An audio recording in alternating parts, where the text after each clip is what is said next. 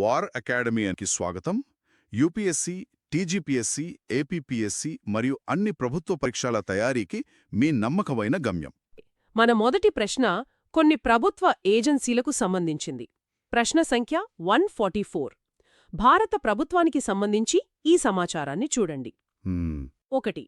Enforcement directorate అంటే ED. దీని విధి ఫ్యూజిటివ్ ఎకనామిక్ అఫెండర్స్ యాక్ట్ 2018ని అమలు చేయటం. ఇది హోం వ్యవహారాల మంత్రిత్వ శాఖ కింద పనిచేస్తుందని ఇచ్చారు. Okay. 2. Directorate of revenue intelligence DRI. దీని విధి కస్టమ్స్ యాక్ట్ 1962 నిబంధనలను అమలు చేయటం. ఇది ఆర్థిక మంత్రిత్వ శాఖలోని రెవెన్యూ విభాగం కింద పనిచేస్తుంది. సరే. 3. Directorate general of systems and data management. ఇది పన్ను ఎగవేతదారులను పట్టుకోవటానికి బిగ్ డేటా అనాలిటిక్స్ నిర్వహిస్తుంది. ఇది కూడా ఆర్థిక మంత్రిత్వ శాఖలోని రెవెన్యూ విభాగం కింద పనిచేస్తుంది. ఈ మూడింటిలో ఎన్ని జతలు సరిగ్గా ఉన్నాయి? దీనికి సరైన సమాధానం బి. కేవలం 2 మాత్రమే. ఓ, కేవలం 2? అంటే ఒకటి తప్పు ఉందన్నమాట. ఏది తప్పు? ఎందుకు?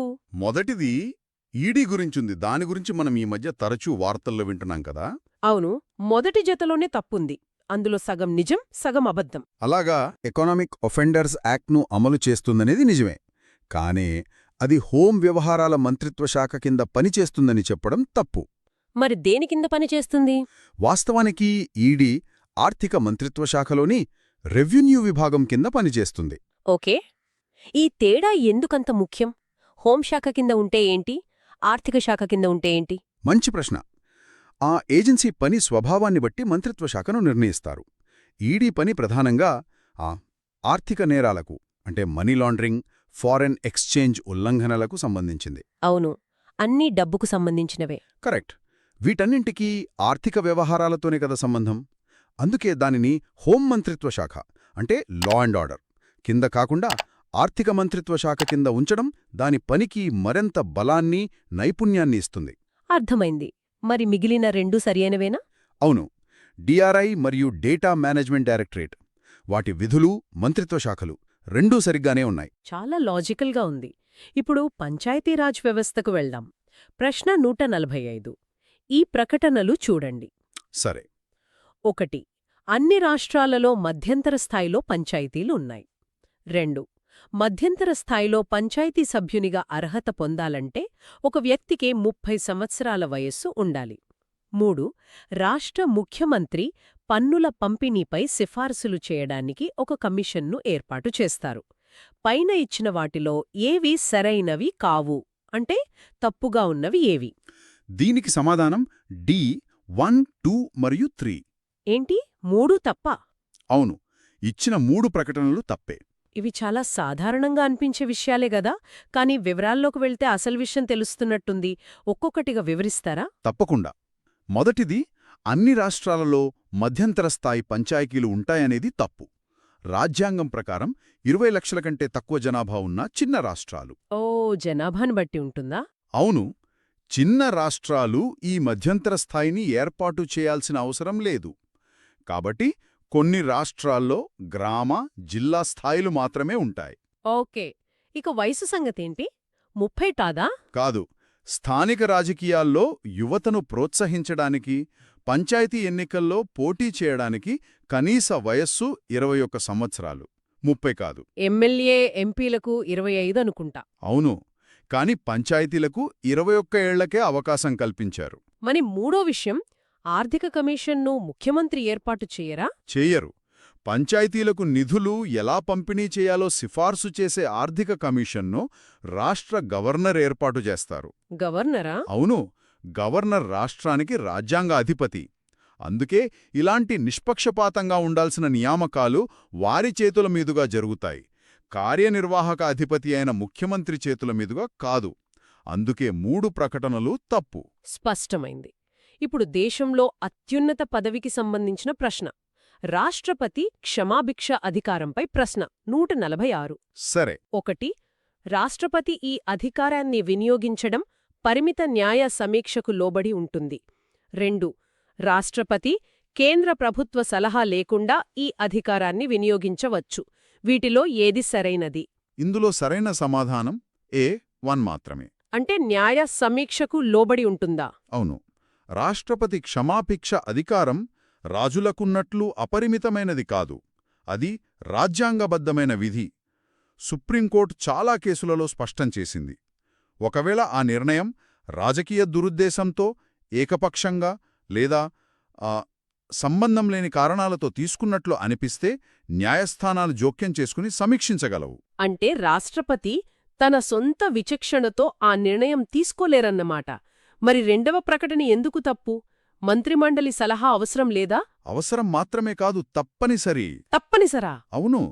మన రాజ్యాంగం ప్రకారం రాష్ట్రపతి తన విధులను క్షమాభిక్ష అధికారంతో సహా మంత్రిమండలి సలహా మేరకే నిర్వర్తించాలి. ఆయన ఆ సలహాను పునఃపరిశీలన కోసం ఒకసారి వెనక్కి పంపవచ్చు. ఒక్కసారి మాత్రమే. అంతే. కాని రెండోసారి కూడా అదే సలహా ఇస్తే తప్పకుండా పాటించాలి. స్వతంత్రంగా నిర్ణయం తీసుకునే అధికారం లేదు. అర్థమైంది. రాష్ట్రపతి నుంచి ఇప్పుడు లోక్సభ స్పీకర్కుద్దాం. ప్రశ్న 147. 1. లోక్సభ రద్దయిన తర్వాత కొత్త సభ మొదటి సమావేశానికి ముందు వరకు స్పీకర్ తన పదవిని ఖాళీ చేయరు. 2. స్పీకర్గా ఎన్నికైన సభ్యుడు వెంటనే తన రాజకీయ పార్టీకి రాజీనామా చేయాలి. 3. 14 రోజుల నోటీసిచ్చి సభలోని మొత్తం సభ్యుల మెజారిటీతో ఆమోదించిన తీర్మానం ద్వారా స్పీకర్ను తొలగించవచ్చు. వీటిలో ఏవి సరైనవి? దీనికి సరైన సమాధానం సి 1 మరియు 3 మాత్రమే. ఓకే. మొదటిది చాలా ఆసక్తికరంగా ఉంది. లోక్సభ రద్దయినా స్పీకర్ ఉంటారా? ఉంటారు. అది చాలా ముఖ్యమైన నిబంధన. లోక్సభ రద్దయినా స్పీకర్ పదవి ఖాళీ అవ్వదు. కొత్త లోక్సభ ఏర్పడి దాని మొదటి సమావేశానికి ముందు వరకు పాత స్పీకరే కొనసాగుతారు. ఇది పార్లమెంట్ వ్యవస్థ కొనసాగింపు కోసం చాలా అవసరం. మరి మూడోది కూడా సరైనదేనా? అవును. స్పీకర్ను తొలగించే ప్రక్రియ అదే. ఒక్క నిమిషం. అక్కడ మొత్తం సభ్యుల మెజారిటీ అన్నారు. అంటే ఏమిటి? ఆ రోజు ఓటింగ్కు వచ్చిన వారిలో మెజారిటీ కాదా? మంచి ప్రశ్న. ఇది చాలా ముఖ్యమైన తేడా. సాధారణ మెజారిటీ అంటే హాజరై ఓటు వేసిన వారిలో సగం కంటే ఎక్కువ. కానీ అబ్సల్యూట్ మెజారిటీ అంటే సభలోని మొత్తం సీట్లలో ఖాళీలతో సంబంధం లేకుండా సగం కంటే ఎక్కువ మంది మద్దతివ్వాలి. ఇది చాలా కఠినమైన నిబంధన. ఎందుకంత కఠినంగా పెట్టారు? స్పీకర్ పదవికి ఉన్న ప్రాధాన్యత దృష్ట్యా ఈ ఏర్పాటు చేశారు. మరి రెండవ ప్రకటన ఎందుకు తప్పు? స్పీకర్ నిష్పక్షపాతంగా ఉండటానికి పార్టీకి రాజీనామా చేయాలి కదా? ఇక్కడే అసలు విషయం ఉంది. స్పీకర్ నిష్పక్షపాతంగా ఉండాలనేది నిజమే. ఇది బ్రిటన్లో ఉన్న ఒక మంచి సంప్రదాయం. అంటే అది కేవలం సంప్రదాయమా? అవును. కాని మన రాజ్యాంగం దీన్ని తప్పనిసరి చేయలేదు. ఇది కేవలం ఒక సంప్రదాయం మాత్రమే. స్పీకర్ వ్యక్తిగత నిర్ణయం, రాజ్యాంగ నిబంధన కాదు. కాబట్టి ఆ ప్రకటన తప్పు. ఓకే. సంప్రదాయానికి రాజ్యాంగ నిబంధనకు మధ్య ఉన్న తేడా ఇది. ఇప్పుడు స్పీకర్ సభలో క్రమశిక్షణను కాపాడతారు. కాని సభ్యులు పార్టీ క్రమశిక్షణను దాటితే ఏం జరుగుతుంది? దీనికి సంబంధించిందే మన తరువాటి ప్రశ్న. 148 పార్టీ ఫిరాయింపుల నిరోధక చట్టం అంటే 10వ షెడ్యూల్ గురించి చెప్పండి. 1. 10వ షెడ్యూల్ కింద అనర్హతపై ప్రశ్న తలెత్తితే కేంద్ర మంత్రిమండలి సలహా మేరకు రాష్ట్రపతి నిర్ణయమే అంతిమం. 2. భారత రాజ్యాంగంలో రాజకీయ పార్టీ అనే పదం ప్రస్తావన లేదు. వీటిలో ఏది సరైనది? దీనికి సమాధానం డి 1 లేదా 2 ఏదీ కాదు. అంటే రెండూ తప్పే. రెండూ తప్పా? అవును. మొదటిది పార్టీ ఫిరాయింపులపై అనర్హత వేటు వేసే అధికారం రాష్ట్రపతికి కాదు, సంబంధిత సభా స్పీకర్ లేదా చైర్మన్కు ఉంటుంది. స్పీకర్కా? అవును. వారి నిర్ణయమే అంతిమం. అయితే అది కూడా న్యాయ సమీక్షకు లోబడి ఉంటుంది. ఇక రెండోది, రాజకీయ పార్టీ అనే పదం రాజ్యాంగంలో లేదా? ఇది చాలామంది నమ్ముతారు. ఇది చాలా పెద్ద అపోహ. పార్టీ ఫిరాయింపుల చట్టం గురించి మాట్లాడుతున్నప్పుడు రాజకీయ పార్టీ అనే పదం లేకుండా ఎలా ఉంటుంది? నిజమే, లాజిక్గా అనిపించట్లేదు. ఆ చట్టం ఉద్దేశమే ఒక రాజకీయ పార్టీ నుండి గెలిచి మరో పార్టీలోకి మారడాన్ని నిరోధించడం. కాబట్టి 52వ రాజ్యాంగ సవరణ ద్వారా చేర్చిన 10వ షెడ్యూల్లోనే రాజకీయ పార్టీ అనే పదాన్ని స్పష్టంగా నిర్వచించారు. అంటే ఆ చట్టంలోనే ఆ పదముందన్నమాట. చాలా లాజికల్. ఇప్పుడు కొంచెం భూమి లోపలికి వెళదాం. ఖనిజాల గురించి ప్రశ్న 149. సరే. ప్రకటన 1 భారతదేశంలో రాష్ట్ర ప్రభుత్వాలకు చిన్న తరహా ఖనిజాల అంటే మైనర్ మినరల్స్ వెలికితీతకు సంబంధించి రాయితీలు మంజూరు చేసే అధికారం లేదు. ప్రకటన 2 భారతదేశంలో కేంద్ర ప్రభుత్వానికి చిన్న తరహా ఖనిజాలను నోటిఫై చేసే అధికారం ఉంది. ఈ రెండింటిలో ఏదీ సరైనది? ఇక్కడ సరైన సమాధానం డి. అంటే ప్రకటన 1 తప్పు, కాని ప్రకటన 2 సరైనది. ఓ, ఇది అధికారాల విభజనకు సంబంధించిందిలా ఉంది. కరెక్ట్. ఇది అధికారాల విభజనకు ఒక మంచి ఉదాహరణ. ఆసక్తికరంగా ఉంది. ఈ అధికారాల విభజన వెనుక ఏదైనా ప్రత్యేక కారణముందా? ఘర్షణకు అవకాశం లేదా? లేదు, కారణముంది. ఇదొక రకమైన టీంవర్క్ లాంటిది. దేశవ్యాప్తంగా ఏ ఖనిజాన్ని చిన్న తరహా ఖనిజంగా వర్గీకరించాలి అనే విధానపరమైన నిర్ణయం తీసుకునే అధికారం కేంద్ర ప్రభుత్వానికి ఉంటుంది. ఇది ప్రకటన 2. ఓకే, నోటిఫై చేసేది కేంద్రం. అవును. ఒకసారి కేంద్రం ఒక ఖనిజాన్ని, ఉదాహరణకి ఇసుక, గ్రానైట్, వీటిని చిన్న ఖనిజంగా నోటిఫై చేశాక ఆ తర్వాత దానికి సంబంధించిన లీజులు, నియమాలు, రాయితీలు అన్నీ రాష్ట్ర ప్రభుత్వమే చూసుకుంటుంది. అంటే రాష్ట్రాలకు అధికారముంది? ఖచ్చితంగా. కాబట్టి రాష్ట్రాలకు అధికారం లేదనడం తప్పు. ప్రకటన 1 అందుకే తప్పు. అద్భుతం. అంటే పేరు పెట్టేది కేంద్రం, పెంచి పోషించేది రాష్ట్రమన్నమాట. ఇప్పుడు ఆర్డినెన్స్ల అధికారాల గురించి ప్రశ్న 150. ప్రాథమిక హక్కును తగ్గించగలదు. 3. ఒక ఆర్డినెన్స్ పాత తేదీ నుండి అంటే రెట్రోస్పెక్టివ్ అమలులోకి రావచ్చు. వీటిలో ఏవి సరియైనవి? దీనికి సమాధానం సి 1 మరియు 3 మాత్రమే. 1 మరియు 3. అవును. ఆర్డినెన్స్ అనేది పార్లమెంట్ సమావేశంలో లేనప్పుడు అత్యవసర పరిస్థితుల్లో ప్రభుత్వం చట్టం చేయడానికి ఉపయోగించే ఒక తాత్కాలిక సాధనం. అందుకే దానికి పార్లమెంట్ చట్టానికి ఉన్నంత శక్తే ఉంటుంది. అంటే చట్టంతో సమానం. అంతే. కాబట్టి అది పాత చట్టాలను సవరించగలదు, అలాగే పాత తేదీ నుండి కూడా అమల్లోకి రాగలదు. మరి ప్రాథమిక హక్కులను తగ్గించలేదు అన్నారు. ఎందుకు? పార్లమెంటు చట్టానికి ఉన్నంత శక్తి ఉన్నప్పుడు ఆ పని కూడా చేయగలగాలి కదా? చెయ్యలేదు. ఎందుకంటే ప్రాథమిక హక్కులు మన రాజ్యాంగానికి పునాది. ఆర్టికల్ 13 ప్రకారం. ఆర్టికల్ 13. అవును. దాని ప్రకారం పార్లమెంట్ చట్టంతో సహా ఏ చట్టం కూడా ప్రాథమిక హక్కులను ఉల్లంఘించకూడదు. ఆర్డినెన్స్కు పార్లమెంట్ చట్టమంత శక్తి ఉన్నా దాని పరిమితులు కూడా వర్తిస్తాయి. కాబట్టి ప్రాథమిక హక్కులను తగ్గించడం కుదరదు. అంటే ఆర్డినెన్స్కు శక్తి ఉన్నా ప్రాథమిక హక్కులనే లక్ష్మణరేఖను దాటలేదు. ఇప్పుడు కొంచెం జనరల్ నాలెడ్జ్ వైపు వెళ్దాం. ప్రశ్న 151. కొన్ని రాష్ట్రాల గురించి ఇక్కడ కొన్ని వాస్తవాలిచ్చారు. సరే. 1. అరుణాచల్ ప్రదేశ్. రాజధానికి ఒక కోట పేరు పెట్టబడింది మరియు రాష్ట్రంలో 2 జాతీయ పార్కులు ఉన్నాయి. 2. నాగాలాండ్. రాజ్యాంగ సవరణ చట్టం ఆధారంగా ఈ రాష్ట్రం ఉనికిలోకి వచ్చింది. 3. త్రిపుర. మొదట పార్ట్ సి రాష్ట్రంగా ఉండి కేంద్రపాలిత ప్రాంతంగా మారి తర్వాత పూర్తిస్థాయి రాష్ట్ర హోదా పొందింది. పైన ఎన్ని జతలు సరిగ్గా ఉన్నాయి? దీనికి సమాధానం సి 3 జతలు అన్నీ సరైనవే. అన్ని కరెక్టా? అవును. అరుణాచల్ రాజధాని ఇటానగర్ పేరు ఇటా ఫోర్ట్ నుండి వచ్చింది. అక్కడ నామ్దఫా, మౌలింగ్ అనే 2 జాతీయ పార్కులున్నాయి. నాగాలాండ్ రాష్ట్ర ఏర్పాటు ఒక ప్రత్యేక ఒప్పందం ద్వారా జరిగింది. దానికోసం ప్రత్యేకంగా 13వ రాజ్యాంగ సవరణ చేశారు. ఇక త్రిపుర ప్రస్థానం కూడా సరిగ్గానే వర్ణించారు. అద్భుతం. ఇప్పుడు మరో ముఖ్యమైన వర్గీకరణ గురించి ప్రశ్న 152. రాజ్యాంగబద్ధమైన సంస్థల గురించి. ఓకే. ఈ క్రింది వాటిని పరిగణించండి. 1. అంతర్రాష్ట్ర మండలి. 2. జాతీయ భద్రతా మండలి. 3. Zonal councils. వీటిలో ఎన్ని భారత రాజ్యాంగంలోని నిబంధనల ప్రకారం స్థాపించబడ్డాయి? దీనికి సమాధానం ఏ 1 మాత్రమే. ఒక్కటేనా? ఏదది? అది అంతర్రాష్ట్ర మండలి. సరే. ఇక్కడ రాజ్యాంగబద్ధమైన, చట్టబద్ధమైన, కార్యనిర్వాహక ఈ 3 పదాల మధ్య తేడాను సామాన్యులకు అర్థమయ్యేలా ఒక్కసారి చెప్పగలరా? చాలా సులభం. రాజ్యాంగబద్ధమైన అంటే కాన్స్టిట్యూషనల్ సంస్థ అంటే దాని ఏర్పాటు గురించి రాజ్యాంగంలోనే ఒక ఆర్టికల్ ఉంటుంది. అంతర్రాష్ట్ర మండలికి ఆర్టికల్ 263 ఉంది. ఓకే, రాజ్యాంగంలోనే రాసుంటుంది. కరెక్ట్.